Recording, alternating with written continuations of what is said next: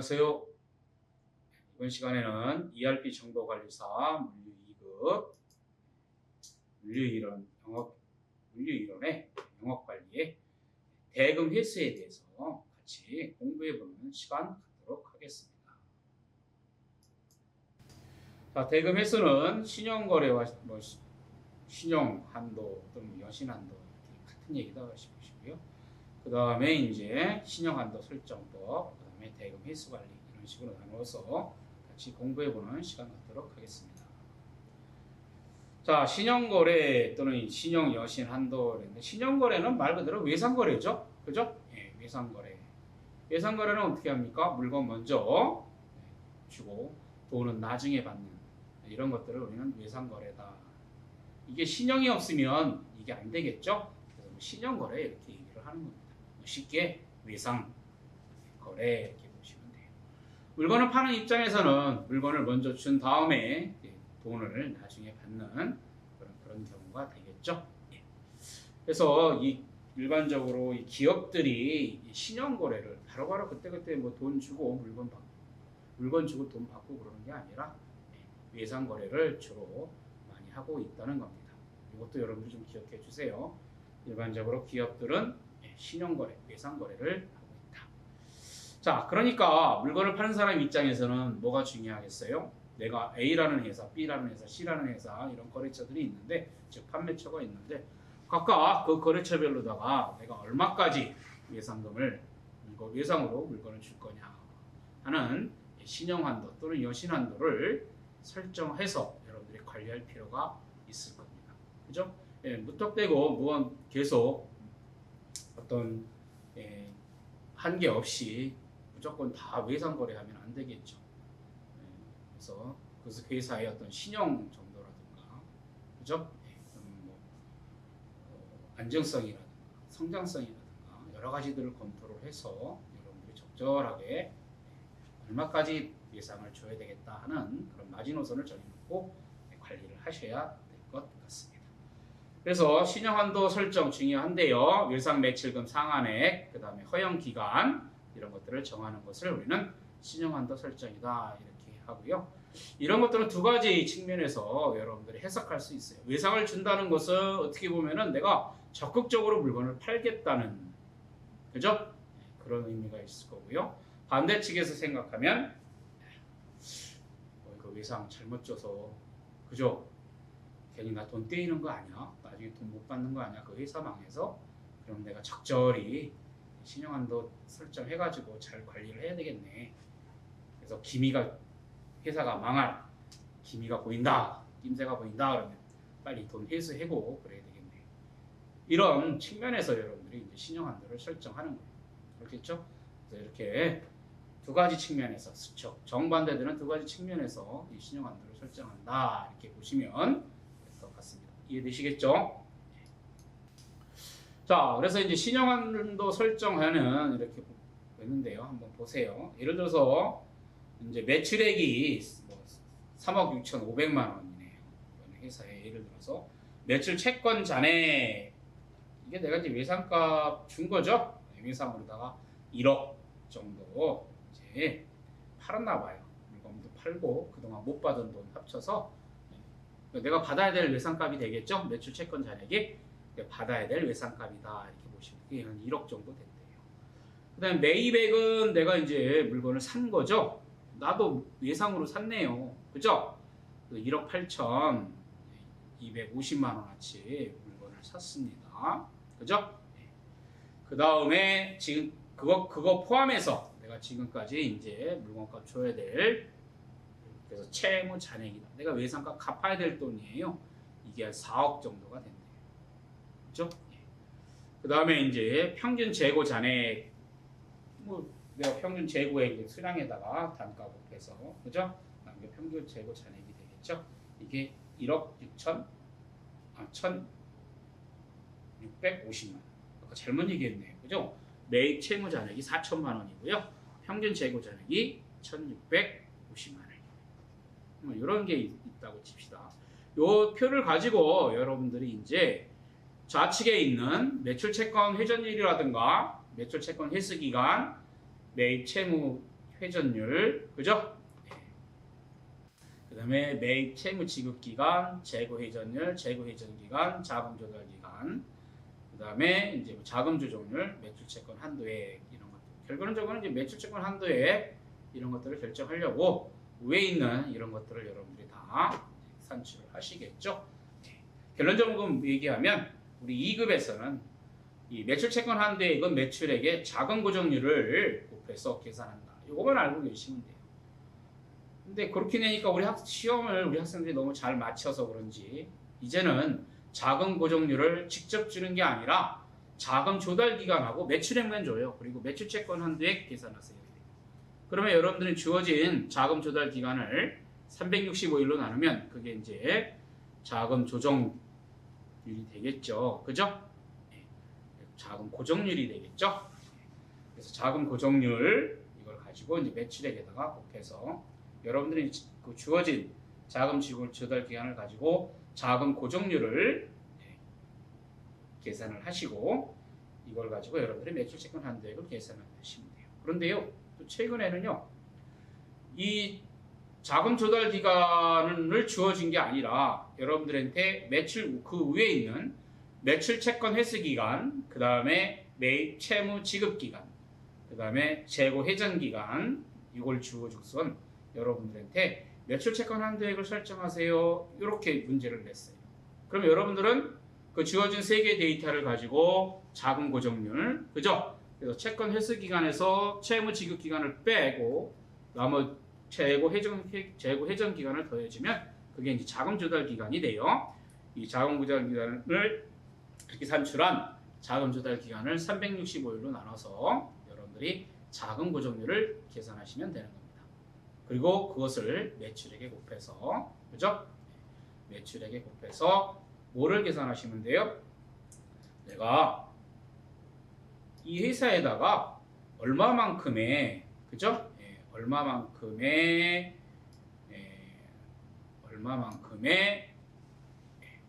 일단값을 줄 거냐. 이거를 이제 계산하시면 됩니다. 그래서 실질적으로 우리 2급에서는 그 밑에 있는 제가 표시한 세 식만 잘 기억하고 계시면 여러분들이 이제 계산을 하실 거예요. 근데 이제 여러분들은 이제 공부하는 거니까, 그죠? 나머지 것도 한번 봅시다. 자, 매출 채권 회전율이 있습니다. 그죠? 이거는 매출액, 이 매출액은 연매출액이 되겠죠? 그래서 365일 동안 매출액을 매출 채권 잔액으로 나눠주면 그게 매출 채권 회전율이 되는 거예요. 다시 매출액을 매출 채권 잔액으로 나눠주면 그게 바로 뭔가 매출 채권 회전율이다. 그죠? 결국은 이게 뭐예요? 매출 채권 잔액 기준으로 해서 이 매출액 몇 번에 걸쳐서 걷어들여야 되냐, 뭐 이런 얘기가 되겠죠. 그래서 매출액을 매출 채권 잔액으로 나눠주면 매출 채권 회전율이 된다. 그 뜻은 이 매출액 내가 몇 번에 걸쳐서 현재의 매출 채권 잔액 기준으로 몇 번에 걸쳐서 걷어들여야 되냐, 이런 의미다. 이렇게 보시면 될 것 같아요. 자, 매출 채권 회수 기간은 내가 이 매출을 채권 잔액, 그죠? 얼마 며칠에 걸쳐서 걷어들여야 되냐, 이거 이제 계산하는 거예요. 그러면 이 기준은요, 매출액 기준이 될 수밖에 없겠죠. 그래서 매출액이 365일 동안 달성한 거예요. 그러면 매출 채권 잔액, 이거는 며칠 동안 걷어들여야 되냐, 이렇게 되겠죠. 그죠? 그래서 매출 채권 잔액을 매출액으로 나눠줘서 360일을 곱하면 매출 채권 회수 기간이 되는 거예요. 비례식이죠. 비례식이에요. 자, 결국은 뭐예요? 아까 매출 채권 잔액을 매출액을 매출 채권 잔액으로 나눈 게 매출 채권 회전율이니까 365일을 매출 채권 회전율로 나눠주면 그게 매출 채권 회수 기간이 되는 거죠. 그렇게 되는 겁니다. 자, 매입 채무 회전율. 내가 채무 잔액 기준으로 내가 매입액 몇 번에 걸쳐서 나눠서 갚아야 되나, 이거 계산하는 거예요. 그래서 매입액을 매입 채무 잔액으로 나누면 되는 게 있죠. 그죠? 그러면 4.5회 정도 된다는 거예요. 그죠? 4.5회 정도 되겠죠.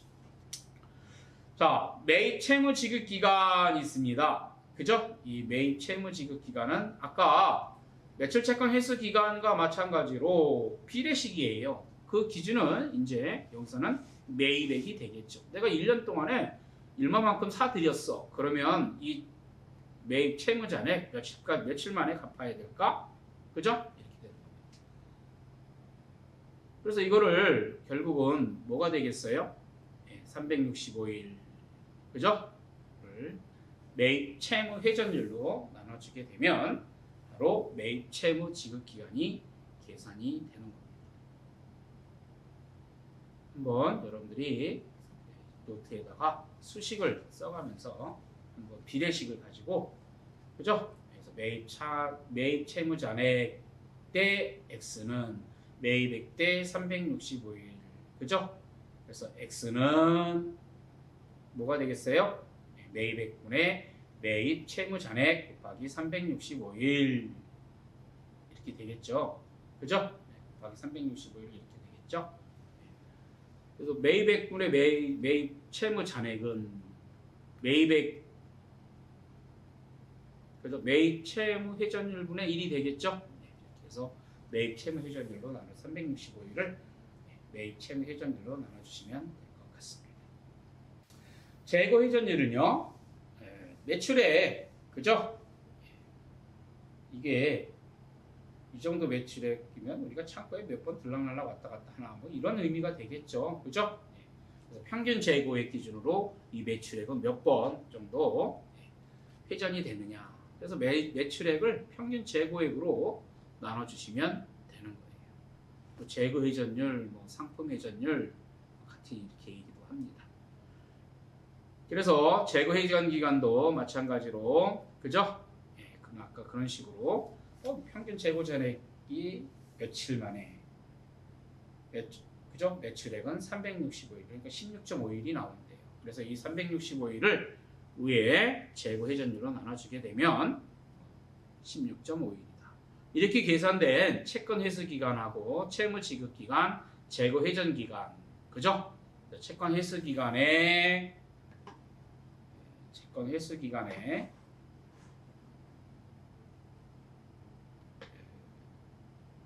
매입 채무 지급 기간을 빼고 여기에 재고 회전율을 곱해서 계산하시면 자금 조달 기간이 나오고요.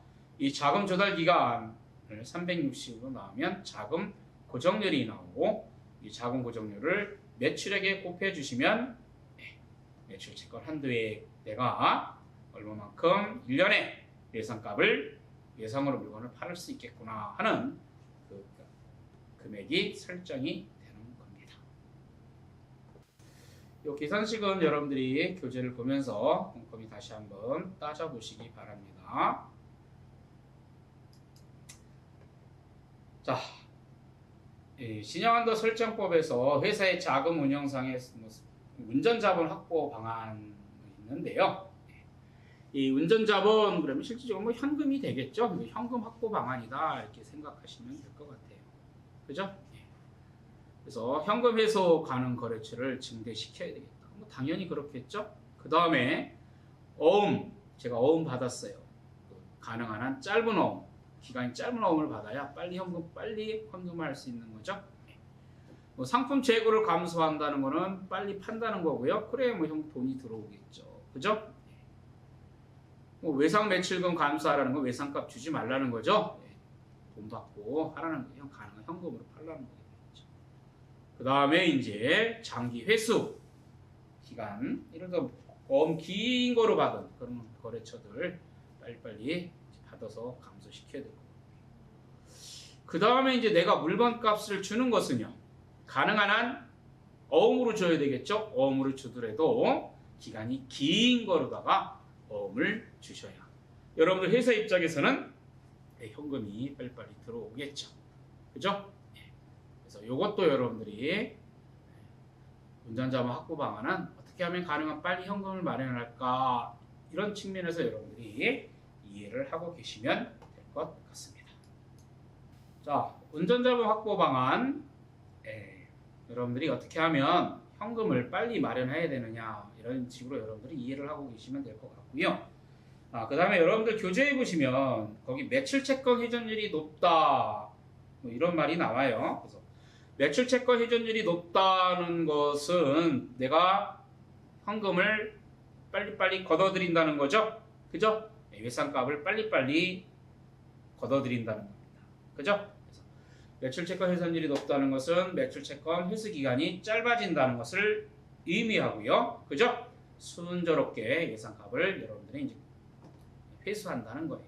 그러면 여러분들이 돈 떼일 염려가 없겠죠? 이 돈 떼일 염려를 대선 발생 위험 이렇게 얘기를 합니다. 그러니까 반대로 매출 채권 회전율이 낮다 그러면 내가 외상값을 순조롭게 못 걷어들이는 거고요. 잘못하면 돈 떼일 염려가 증가하는 거죠. 그래서 여러분 책에 교재에 대선 발생 위험이 커진다.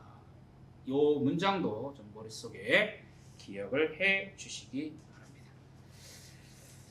자, 다음은 거래처별 여신한도 설정법에 대해서 같이 공부해 보도록 하겠습니다. 첫 번째가요, 타서 한도액 준영법. 이게 무슨 말이냐면 예를 들어서 내가 물건을 공급하는 판매처가 있어요. 나만 물건을 파는 게 아니라 다른 데서도 물건을 그 회사는 사겠죠. 이럴 때 내가 외상값을 그 회사한테 얼마 줄 거냐 할 때 다른 회사들이 그 회사에다가 외상값 1년에 얼마 정도 주는 거 보고 그거 고려해서 여러분들 회사 실정에 맞게끔 설정해서 주면 되겠죠. 그게 준영이다 이렇게 보고 똑같이 준다는 게 아니라 그죠? 그거 고려해서 남들이 외상값 얼마 정도 주는지 그죠? 보고 나도 그거 준해서 이것저것 따져서 하겠다 이런 뜻입니다. 자, 두 번째가 과거 총이익액 실적법이 있습니다. 과거 3년간 회수 누계액 그죠? 과거 3년간 회수 누계액은 내가 과거 3년간 매출액에서 그죠? 매출 채권 잔액 이거 빼면 3년간 회수 누계액이 되겠죠? 다시 과거 3년간 회수 누계액은 3년간의 누계 매출액에서 현 시점에 매출 채권 잔액 내가 외상값 못 받은 남은 돈 이거 뺀 게 과거 3년간 회수 누계액이 되고요. 여기에다가 평균 총이익률 거기다 여러분들 동글뱅이 쳐주세요. 평균 총이익률을 곱해서 여신한도액을 즉 외상값 얼마 줄 것인가를 결정한다는 거예요. 요게 계산 문제가 나올 수도 있어요. 근데 계산 문제 나올 때는 여러분들한테 3년간 매출액 누계액 그 다음에 매출 채권 잔액 그죠? 그 다음에 평균 총이익률 이 세 개 데이터를 줘요. 이 세 개 데이터를 주면 여러분들은 3년간 누계 매출액에서 매출 채권 잔액 빼고 평균 총이익률 곱해서 답을 하시면 되는 겁니다. 자, 이게 계산 문제가 아니고 다음 중 거래처별 여신한도 설정법에 대한 문제입니다. 이렇게 해놓고 1번, 2번, 3번, 4번 그래놓고 과거 3년간의 회수 누계액에다가 평균 총이익률이 아니고 뭐 시장 점유율 엉뚱한 거 이렇게 써놔요. 그게 잘못된 거죠? 그래서 여러분들은 이 식을 잘 숙지하고 계셔야 할 필요가 있겠습니다. 자, 그 다음에 이제 매출액 예측에 의한 방법이 있습니다. 거래처 총 매입액에다가 그죠? 총 매입액에다가 자사 수주 점유율 그죠? 자사 수주 점유율 그 다음에 여신기간 그죠? 여신기간하고 자사 수주 점유율은 알 거고요. 그죠? 여러분들이 그 회사에다가 그 회사 총 매입액에 내가 얼마를 몇 퍼센트를 납품한다는 거 여러분들이 알 거 아니에요. 그 다음에 거래처의 총 매입액은 여러분들이 납품하니까 매입 원가가 얼마인지 아시겠죠? 그죠? 매입 원가율을 알 거예요. 그리고 그 회사의 매출액, 그죠? 예상 매출액은 공시가 되니까 다 알 거 아니에요. 그죠? 그래서 그 거래처의 예상 매출가에다가 여러분들이 알고 있는 매입 원가율을 곱하면 그게 바로 거래처 총 매입액이 되겠죠. 그리고 자사 수주 점유율 여신기간 곱해서 여신한도액 설정하시면 돼요. 이것도 마찬가지로 뭐 계산 문제가 이제 나올 수 있는데 거래처 총 매입액을 직접 주는 게 아니라 여러분들이 거래처 총 매입액을 계산해서 여신한도액을 설정할 수 있도록 그런 식의 문제를 변형해서 내요. 그래서 거래처 총 매입액 대신에 예상 매출액과 매입 원가율을 줘요. 그리고 자사 수주 점유율, 여신 기간 이 4개의 데이터를 줍니다. 그러면 여러분들은 이 4개의 데이터를 몽땅 곱해서 답을 하시면 되는 거예요. 이해되셨죠? 그래서 이 과거 총이익액 실적 이용법과 매출액 예측에 의한 방법, 이거는 계산 문제 또는 이론 문제에 옳고 그른 문제 나올 수 있다는 것 꼭 숙지해 주시기 바라겠습니다. 자, 그 다음에 매출 목표와 회수 기간에 의한 설정 방법들이 있겠죠. 그 다음에 이제 경영 지표에 의한 방법들이 있어요. 여기서도 이제 여러분들한테 시험에 문제 될 수 있는 게 뭐냐면 재무제표가 있는 경우, 그죠? 재무제표가 없는 경우, 수익성, 안정성, 유동성, 회수성, 성장성 어떤 식으로 지표들이 산출이 되는지. 수익성 같은 경우에는 총 자본 대비의 경상이익률, 매출액 대비 총이익률, 매출액 대비 경상이익률. 그래서 재무제표가 있는 경우, 그죠? 재무제표가 있는 경우 무슨 율, 이익률 이러네요. 그죠? 근데 재무제표가 없는 경우에는 그냥 수익이 정도? 수익이 많이 났니? 적게 났니? 그죠? 네. 이런 식으로 표시된다.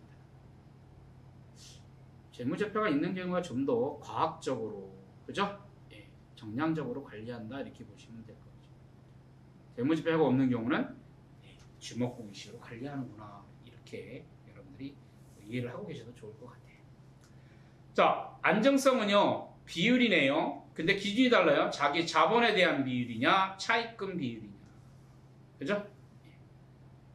자기 자본에 대한 그 비율, 그래서 같은 비율인데 그게 틀리네요. 그래서 요게 시험에 많이 나와요. 그래서 안정성 같은 경우에 이제 체크를 해 두시고요. 최근에는 이제 유동성에 대한 게 나왔어요. 어떤 식으로 나왔느냐? 재무제표가 있는 경우에 신용한도 설정할 때 유동성 지표를 이용하려고 합니다. 그에 해당하는 것이 어떤 겁니까? 이렇게 회전율 같은 것들이, 그죠? 특히 상품 회전율 같은 것들이 유동성 지표가 되겠죠. 그죠? 답이 그거였어요. 여러분들이 다른 건 몰라도 이 수익성, 안정성, 유동성, 특히 안정성과 유동성 요거는 여러분들이 좀 잘 이해를 하고 계시면 될 것 같습니다. 그 다음에 이제 대금 회수인데요. 여러분들이 수요 예측을 하고 판매 예측을 하고, 그죠? 목표 매출액, 즉 판매 계획을 수립을 해서 판매 할당하고 물건을 이제, 그죠? 영업 활동을 해서 수주를 받아서 물건을 이제 납품을 하고 거기까지 지금 하신 거예요. 여러분. 이제는 뭐 하셔야 되느냐? 물건 납품했으니까 뭐 하셔야 돼요? 돈 받으셔야 되겠죠? 보통 기업들은 외상거래라고 하니까 물건 먼저 갖다 주고 나중에 이제 돈을 받는 경우가 되겠죠. 이게 한번 시험에 나왔었어요. 외상거래, 신용거래가 뭐냐? 문제가 참 그렇죠. 네. 물건 먼저 주고 나중에 돈을 받는 거다. 돈을 받고 물건을 주는 거다. 전자가 맞겠죠. 네, 그런 문제가 출제가 됐었습니다. 자, 여기서 이제 여러분들이 회수율 계산하는 게 있는데요. 일반 수시 회수가 있고요. 차월 회수가 있고요. 그 다음에 전월 마감일부터 당월 마감까지의 회수, 중간에 하는 회수하는 거죠. 월중 마감하고 그 다음에 차월 말에 회수하는 이런 경우가 있어요. 근데 여러분들은 1번, 2번만 잘 알고 계시면 돼요. 3번, 4번은 모르셔도 됩니다. 여태까지 2급에서 3번, 4번 나온 적은 한 번도 없었어요. 물론 이제 1급을 보신다 그러면 3번, 4번 공부를 해 두셔야 되는데 3번, 4번은 잘 안 나와요. 1급에서. 나온다면 아마 1급에서 2번이 나올 거예요. 그럼 여러분들한테 가장 시험에 많이 나오는 건 뭐냐? 1번이에요. 수시 회수일 때. 그리고 간혹 차월 회수일 때. 최근에 차월 회수 문제가 하나 나왔네요. 근데요, 이거는요, 아주 간단해요. 회수율은 뭐예요? 내가 받아야 될 돈 중에 얼마만큼 받았냐? 이게 회수일이잖아요. 그죠? 그래서 당월 회수액을 받아야 될 돈으로 나눠주시면 돼요. 수시회수는요, 이번 달에 받아야 될 돈이 뭐가 되겠어요? 당월 매출액이 되겠죠? 예, 당월 매출액이 되는 겁니다. 이건 이번 달에 받아야 될 돈이잖아요. 그죠? 그리고 전 달에 못 받은 돈이 있어요. 그게 뭐예요? 전월말 외상 매출금 잔액 유식하게.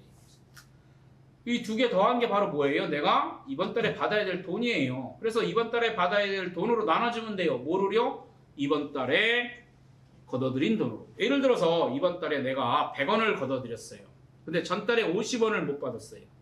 이번 달에 내가 물건 팔았는데 150원어치 팔았어요.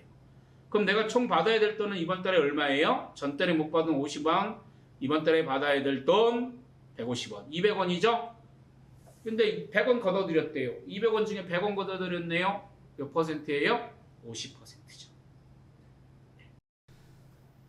자, 그 다음에 이제 월차 마감 차월 회수예요. 얘는요, 받아야 될 돈의 기준이 살짝 틀려요. 전월만 외상 매출금 잔액이 아니고 차월 회수이기 때문에 전전달에 못 받은 돈이 내가 이번 달에 받아야 될 돈에 합산이 돼야 되는 거예요. 그래서 그거만 틀려요. 전월 말이냐, 전전월 말이냐. 차월에서는 전전월이다. 그래서 전전월 말 못 받은 돈에다가 이번 달 매출액 더해서 이번 달에 받은 돈을 나눠주시면 돼요. 예를 들어서 이거예요. 이 전전월 달에 내가 올해가 지금이 몇 월 달이냐.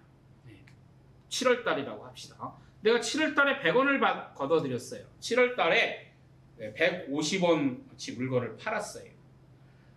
7월 달에 100원 못 받았어요. 7월 말에. 6월 말에 50원 못 받았어요.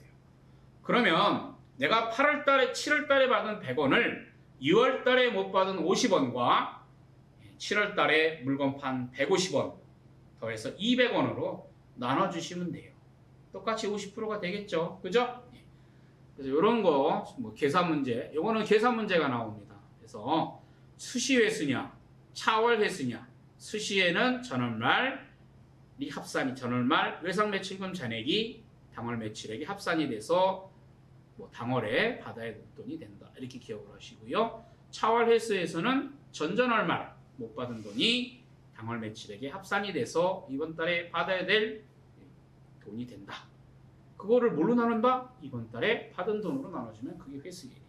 됐죠? 네, 넘어가겠습니다. 그래서 대금 회수율 계산은 뭐 3번, 4번을 제외한 1번, 2번, 특히 1번을 여러분들이 잘 기억을 하고 계시면 될 것 같습니다. 자, 그 다음에 이제 그 회수 기간이 있는데요. 그죠? 예, 현금도 받을 수 있고 어음도 받을 수 있고 그러겠죠. 자, 이랬을 때 내가 이거 며칠에 걸쳐서 걷어들여야 되느냐. 결국은 이것도 매출액 기준이에요. 그죠? 매출액 기준입니다. 그래서 이것도 계산 문제가 출제가 됩니다. 예를 들어서 현금으로 뭐 100원을 받았다. 그죠? 60일짜리 어음으로다가 200원을 받았다. 그죠? 그 다음에 120일짜리 어음으로다가 600원을 이렇게 되면 총 매출, 그 다 현금으로 받은 거, 60일짜리로 받은 거, 120일짜리로 받은 거, 금액 다 더하면 그게 총 매출액이 되겠죠? 네, 그 총 매출액으로다가 각각의 기간, 그죠? 그 다음에 어음 금액, 어음 기간이라고 되어 있죠? 왜 그러냐면 현금은 기간이 제로예요. 그래서 총 매출액에는 현금액이 들어가야 되겠죠? 현금으로 받은 거. 하지만 분자에는 현금은 안 들어가도 돼요. 왜요? 0 곱하기 금액 해봤자 0이잖아요. 그래서 각 받을 어음 금액에다가 각 어음 기간 곱해서 이것을 총 매출액으로 나눠주면 그게 회수 기간이 된다. 간단하죠? 예, 하시면 돼요. 그런데 이렇게 문제가 출제가 되다가 이제는 예를 들어서 120일짜리 어음을 100일로 줄였다. 20일 줄였다.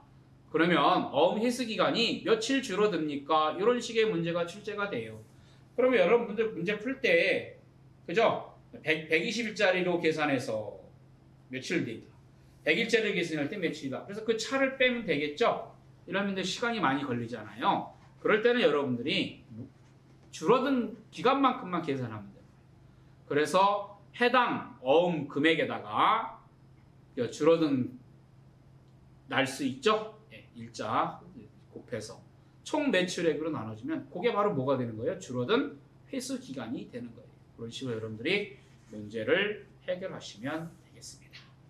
자, 그 다음에 이제 여신 잔액에 맞춰서 어음 기간을 조정하는 게 있는데요. 그죠? 여신한도에다가 여신 기간을 곱한 거에서 현재까지 회수된 각 어음 금액, 그죠? 그 다음에 각 어음 기간의 합계, 이거를 빼주고요. 이걸 총 외상 매출금 잔액으로 나눠주시면 이제 어음 기간이 잔여 어음 기간이 되겠죠. 여신 잔액에 맞춰서, 그죠? 내가 외상값 잔액에 맞춰서, 그러니까 뭐 걷어들인 돈 그거 고려해서 어음 기간 조정하라는 거죠. 그랬을 때 이제 이런 식으로 있다.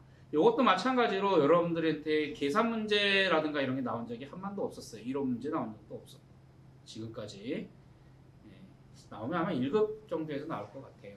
그래서 여러분들은 위에 있는 1번씩 회수 기간만 잘 알아두시고요. 밑에 있는 어음 기간 조정에 관한 어음 기간은 이런 식이 있다. 여신한도액에다가 여신기간 곱하고 지금까지 걷어들인 거 각각 금액 기간 합한 것을 빼준 것을 빼줘서 나머지를 외상매출금 잔액으로 나눠주면 어음 기간이 된다.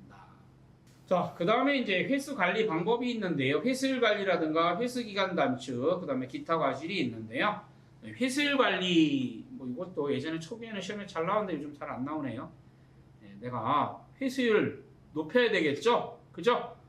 잘 걷어들이려면 내가 외상 매출금 잔액 얼마 남았는지 받아야 될 돈 알고 있어야 되잖아요.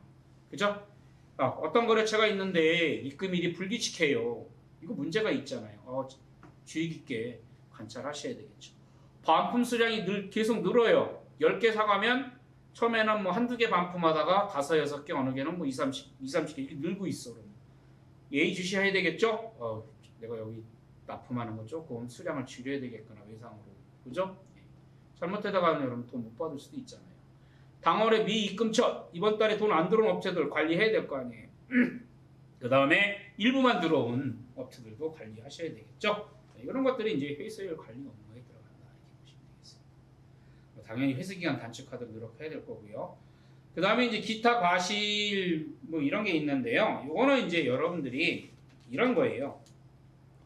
장부상에는 장부상에 받아야 될 돈하고 실제 받은 돈하고 차이가 나는 거예요. 그런 것들이 왜 생기냐 하는 그런 얘기인데요. 이것도 뭐 시험에 예전에는 초기에는 좀 자주 나왔었습니다. 근데 여러분 이런 건 이런 측면에서 생각하시면 돼요. 내가 예를 들어서 몇 억씩 물건을 팔았어요. 이번에 내가 받아야 될 돈이 몇 억, 몇천 해서 했어요. 그러면 예를 들어서 영업사원 재량으로다가 재량으로 할 수도 있고 승인 받을 수도 있고 몇만 원이 있잖아요.